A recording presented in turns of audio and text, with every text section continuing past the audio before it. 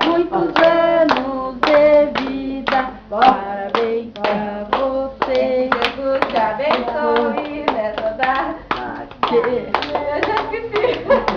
Que te dê sua graça e também proteção. Ei, tá bom.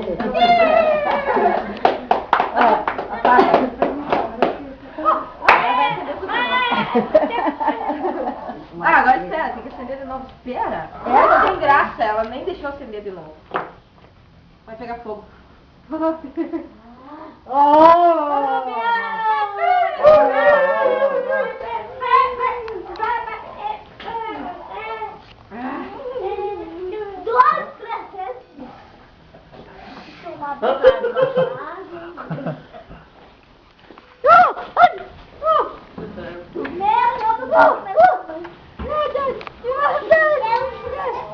Refri ou chá?